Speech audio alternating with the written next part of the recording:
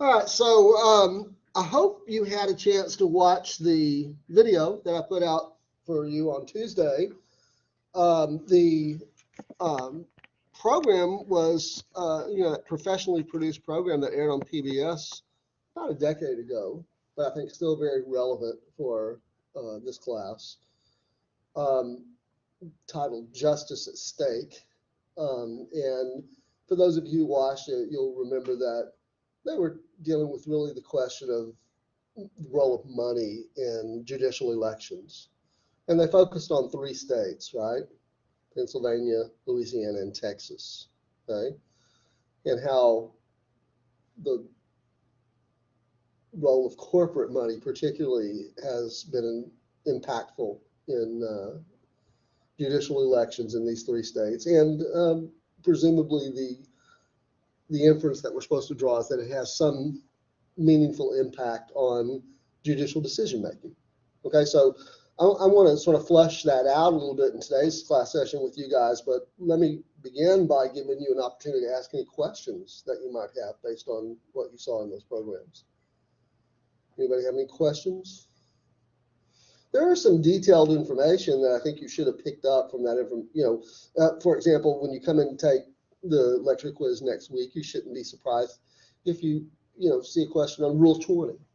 Just first thing that popped into my head. So if you watch that program and you didn't come away with some understanding of what Rule 20 is, maybe have another look at it. Okay? Or the role of the Texas Medical Association in the Clean Slate 88 campaign. That's maybe something you should pick up. That's detailed sort of information. Again, the broader focus of the program was what I was really hoping you'd come away with some understanding of. So any questions about any of that? Did you find the program? Yeah, go ahead. It's not much of a question, but isn't it odd that the government knows that due to the funding of the elections of judges and the judges in the system, isn't it odd that nobody has tried to put a rule against it? Since we know that it does kind of affect the way. I didn't understand what you're asking, but yeah. to be completely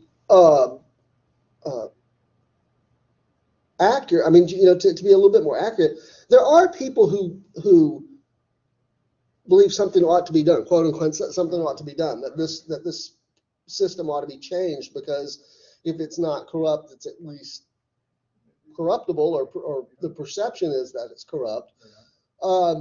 So it's not quite accurate to say, that nobody wants to do anything about it, or there's no effort to do anything about it. It's just that those efforts have failed. So I think maybe a more accurate way to say that is that, given the fact that we haven't had a significant reform of how we select judges in these states, including Texas, that there's not enough political support for reform. There's some effort out there, but there's not enough political support in order to do it. I mean, one way to answer that is to say, well, the people who are in positions to make decisions are the very people who benefit from the system as it exists now, right? So we may wonder about what incentive do they really have to reform the system, unless they're just reform-minded people.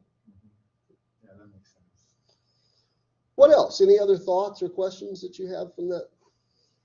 Let me change the screen here for just a second before I forget, and then I want to share some information with you. Well, I'm out a couple of weeks and I forget how to do things. Bear with me. Jet lag. Oh yeah, that's something. I'll blame it on that. So one of the things that they told you in that program was that Texas is one of several states that elect judges in outright partisan elections. And the number that they gave you was, they said 39 states elect judges in some form or another. I think if I remember correctly, they said 39.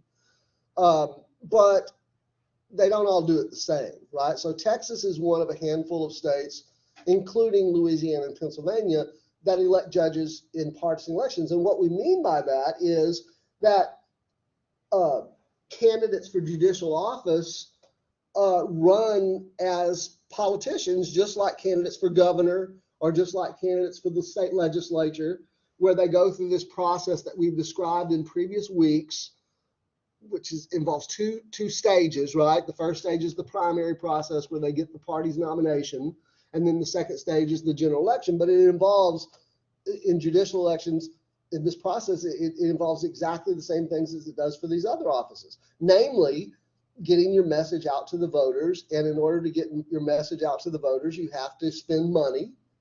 And in order to spend money, you have to receive money in the form of campaign contributions. And that's really the part of it they're focused at. That there's some connection, there's some lineage between getting campaign contributions at point A in order to be a viable candidate for office, and ultimately, once the candidate wins office and becomes judge, the impact that it has on their decision making as a judge.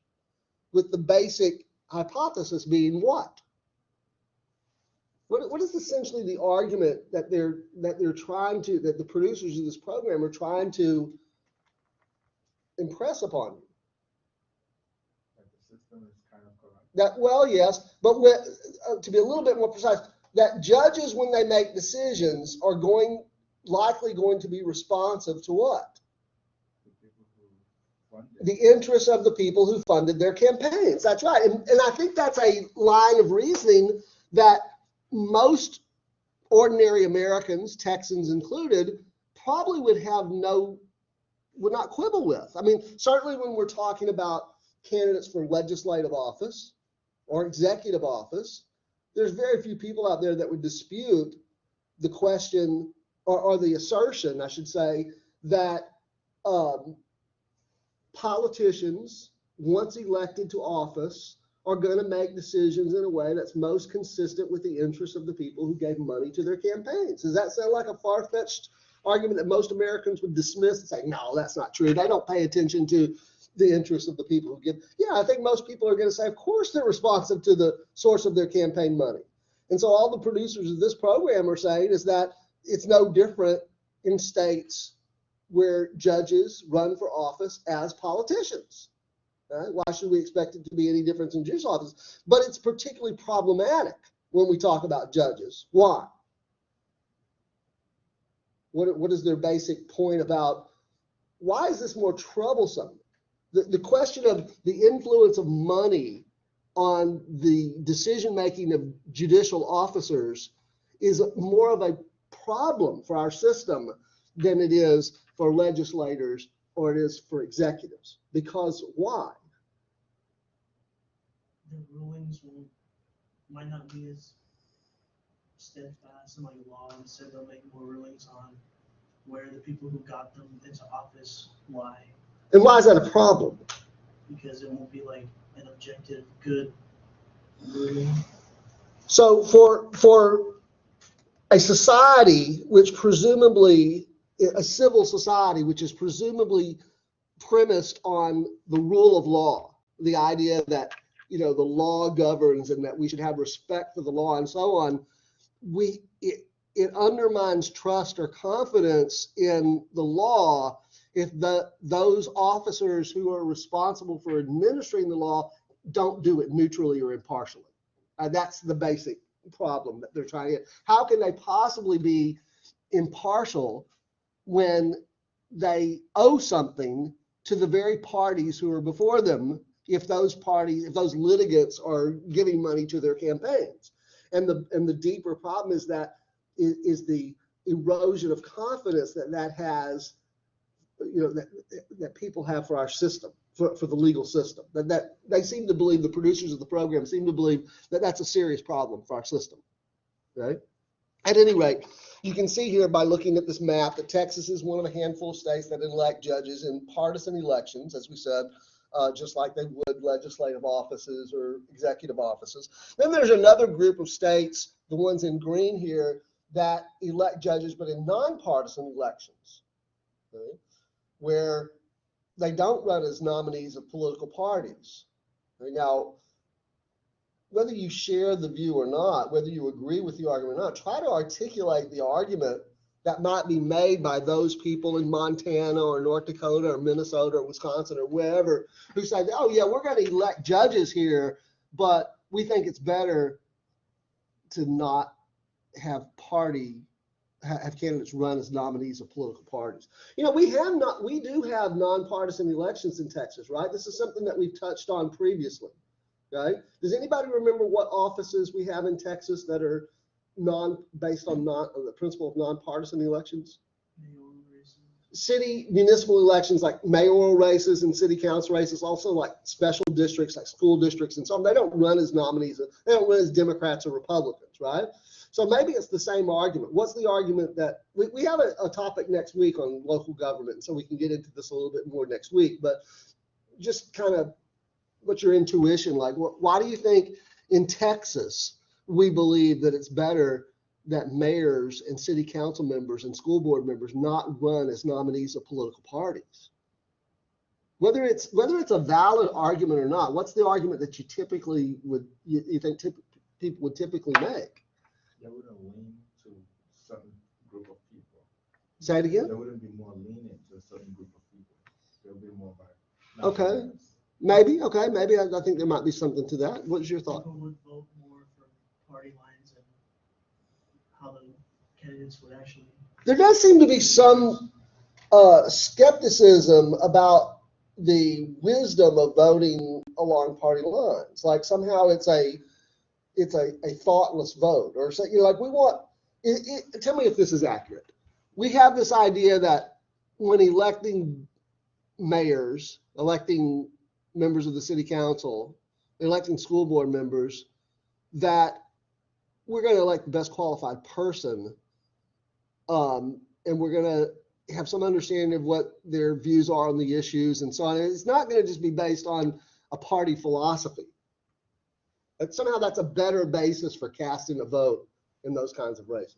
So if we can extrapolate from that onto, in these states where they have nonpartisan elections, are they essentially saying that we don't want people casting votes for judges based on party. We want people casting votes for judges based on, we want them to, kind of understand what the qualifications of the office are, or what the candidates are, what the kinds of cases are that the court's going to deal with, if this person's elected. Is that kind of the argument that you think you would get? I mean, I can't come up with anything else. I'm speculating like I'm asking you to speculate. I think the only arguments that I've ever really heard in favor of nonpartisan election of judges is that we don't want people voting on the basis of party. That's not the correct basis for casting a vote for judge. But I wonder about that. I wonder about that. So maybe we can return to that point a little bit later in today's class session if we have time. Notice that there's another group of states here, the ones in blue, that have some variation of what's called the merit plan, or it used to be called the Missouri plan. They mentioned this in the program. For those of you who watch the program, there's quite a few states who have some variation of this. Did anybody get a sense from watching the program what's involved in the merit plan?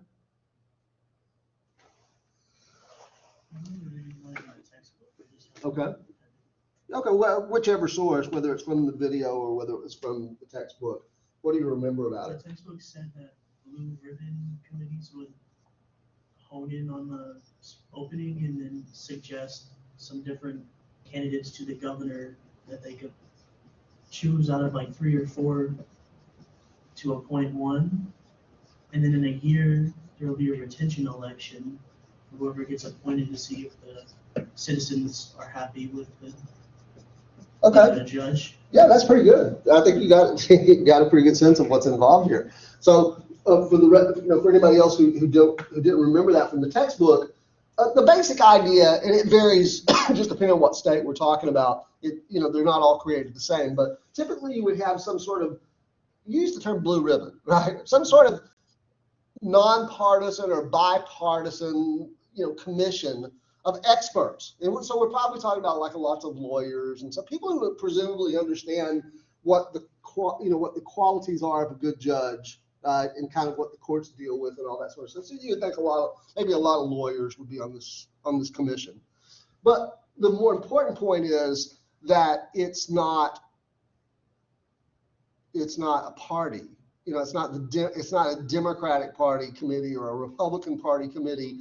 Presumably, you're going to have both Democrats and Republicans, and they're going to put together some sort of list of candidates, of, you know, quote unquote qualified judicial candidates, so that when a judicial opening comes up, the governor is going to select from this list. And in some states, it may be that the governor has greater latitude. In other states, the governor may have lesser latitude, right?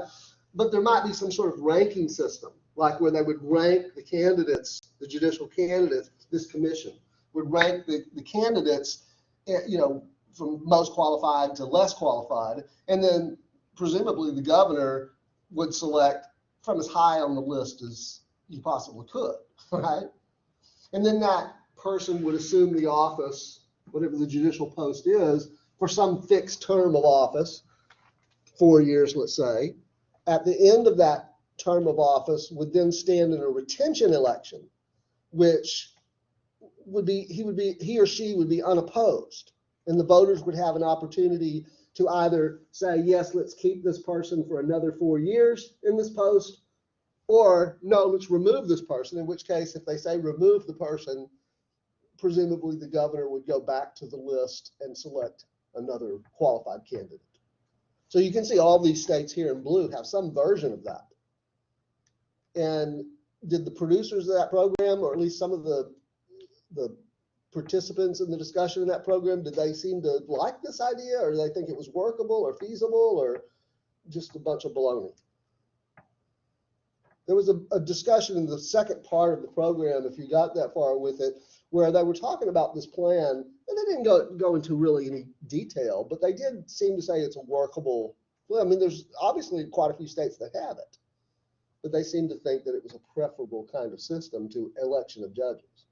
Okay, and then you have another group of states here in red, just a small number of states. I think it's interesting to note that it's, you know, primarily the East Coast states that have sort of the federal model, right? Where, you know, at the federal level, federal judges are nominated by the president and then confirmed by the Senate. So you have a similar sort of thing in place in these states, where the governor would nominate the judicial officer, and then it would be confirmed by one or both chambers of the state legislature. Okay, so it's kind of interesting that these are states that primarily were, you know, in existence at the time that the U.S. Constitution was written back in the late 1700s, and they've just kind of followed that model. Okay, so any questions about that part of it? Well, you will also remember that in the program they talked quite a bit about a decision of the United States Supreme Court. Bear with me here for a second. I gotta find the right place. I forgot where I put this. They talked about a decision of the United States Supreme Court that they refer to as the Citizens United case. Okay, and I want to just flush that out a little bit more for you, because I think it's sufficiently complicated. Even though I thought they did a pretty good job of talking about the implications of that case, I'm not sure that they provided enough context. Okay, so I want to just back up here. You'll remember that that decision of the United States Supreme Court in the Citizens United case, Citizens United versus Federal Election Commission, 2010, was at the same time that program was produced in the same year as that decision. So they were talking about it as a brand new, like a very recent decision of the United States Supreme Court. Okay?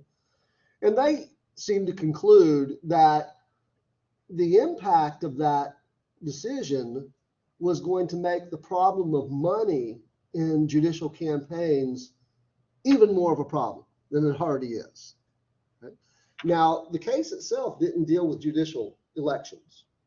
The case had nothing directly to do with judicial elections, but they seem to think that that was really the most important implication of the Citizens United case. Okay, so what was it about the Citizens? What's the bottom line in the Citizens United case? Well, the Supreme Court said that corporate contributions or corporate expenditures in political campaigns are an exercise of free speech.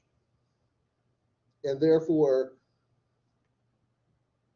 the extent to which Congress can regulate those expenditures is very limited.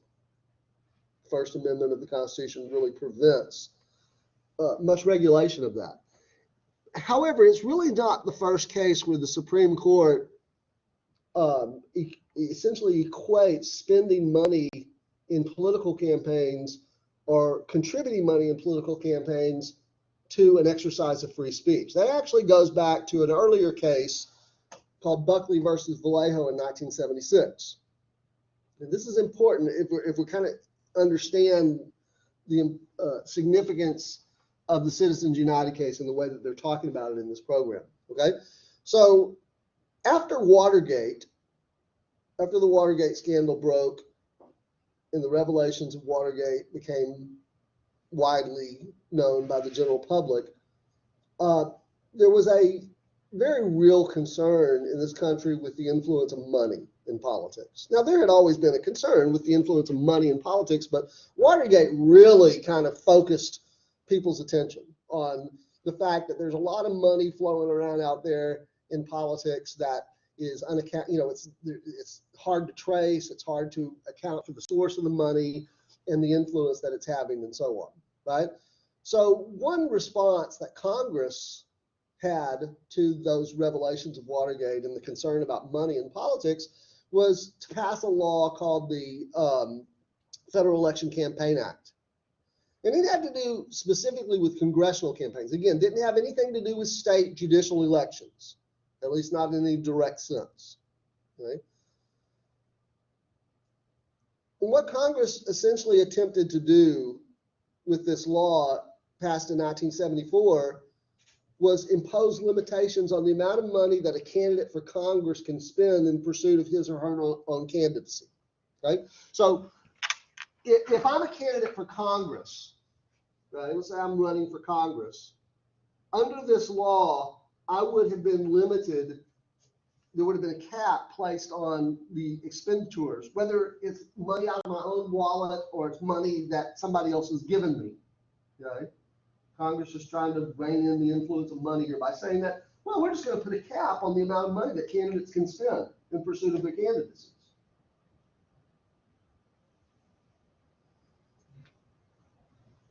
In addition to that, Congress also placed a limit on campaign contributions, the amount of money that you can give to my campaign. And I have to be real honest with you, it's been too long, I don't remember what the exact amounts were.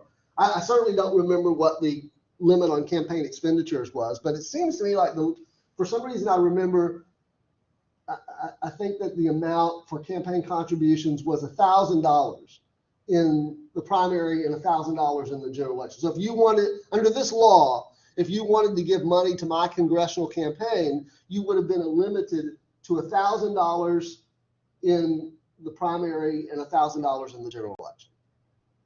If it was a political action committee, I think the number was 5,000.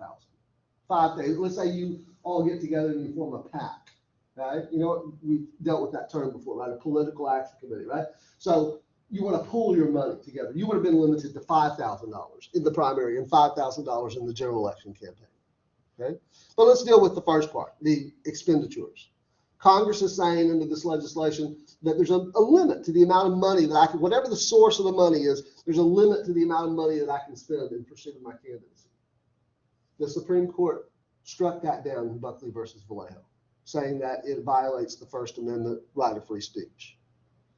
That by imposing a limitation on my spending, my ability to spend money, Congress is imposing a limit on my ability to get my message out there to the voters. And that is not permissible under the First Amendment. So they strike down the limit on expenditures, okay? When it comes to the question of contributions, the court's position seems to be in Buckley versus Vallejo that it's not directly speech. That if you give money to my campaign, that's not you speaking, it is you enabling me to speak. So it's at least one step removed from speech. And so it is permissible for Congress to impose limitations on that. So they allowed the limit on campaign contributions to stand at that point. Okay? Well, we get down to Citizens United in 2010. There is this case I have on the list here. Maybe I'll return to that here in just a second. Well, actually, let me say something about it now. Okay? This case, McConnell versus Federal Election Commission, was a 2003 decision of the Supreme Court. Again, if you watch the program, you may remember they kind of referred to this, even though they didn't mention it by name, because they said in the program that the McCain-Feingold bill, which had been passed in 2002 by Congress, was an attempt to rein in soft money contributions. That's the kind of money that was a big deal back in the early 2000s, late 1990s and 2000s. People began to express concerns about so-called soft money contributions. What interest groups were doing was they were funneling money through the political parties. Rather than giving campaign contributions directly to candidate campaigns, they were funneling it through the parties, the Democratic Party or the Republican Party, which meant that there were no limits. So the McCain-Feingold bill, or the Bipartisan Campaign Reform Act, named after the two senators who introduced it, John McCain of Arizona and Russ Feingold of Wisconsin. Of course, McCain is deceased now, and Feingold, I don't believe, is in Congress anymore, but it was popularly known as the McCain-Feingold bill. It was designed to rein in that soft money, and there were, at least this one case, but I think there were probably a couple of other cases that went before the Supreme Court in the 2003, 2004, 2005 timeframe, where the Supreme Court essentially allowed those restrictions to stand. Okay? But that changes in a big way in the Citizens United case in 2010. I mean, they're treating this decision in this program that you watched as a landmark decision, right? Because it ushered in, they believe, an era of significant change. Because now, for the first time, the Supreme Court is saying, even though it was a close decision, a 5-4 decision, the majority of the court seems to be saying that corporations can spend whatever amount of money they want to in their efforts to, political advocacy for or against a particular candidate. In this particular case, it involved that documentary film called Hillary the Movie, where they were, bashing Hillary Clinton, right? So the court allows that or considers that an exercise of free speech. So for the first time we had it. Now, the producers of the program are saying, well, okay, that opens the floodgates, because now corporations, there are really no limitations on the amount of money that corporations can spend in political advocacy, and they're extrapolating from that the effects that that's going to have on judicial races.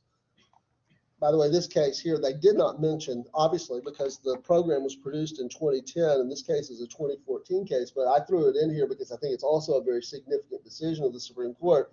This case involved the provision of the McCain-Feingold bill that put a cap on the amount of money that an individual can spend in political advocacy over the course of an election cycle. The case itself involved a billionaire, very wealthy individual, I believe from Alabama, who had violated the provisions of the law by, giving all kinds of money to candidates. There's supposed to be some sort of cap on those contributions. And he claimed successfully that that was a violation of his free speech rights, and the Supreme Court agreed.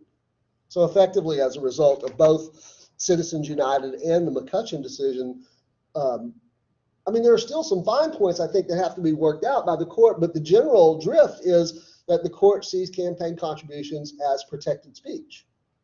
And so it's going to be very, very difficult for government, whether it's the Congress of the United States in its attempt to regulate the influence of money in federal elections, or whether it's state legislatures trying to regulate the influence of money in state elections or local elections. It's going to be very, very difficult because of these decisions of the court that say it's a matter of free speech.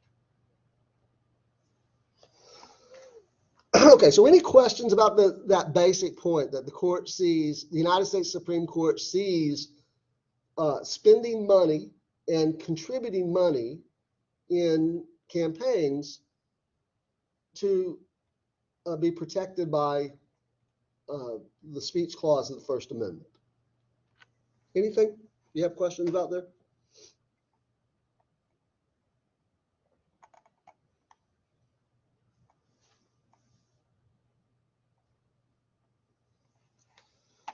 All right, let me, if you have no questions about that, let me shift gears a little bit here.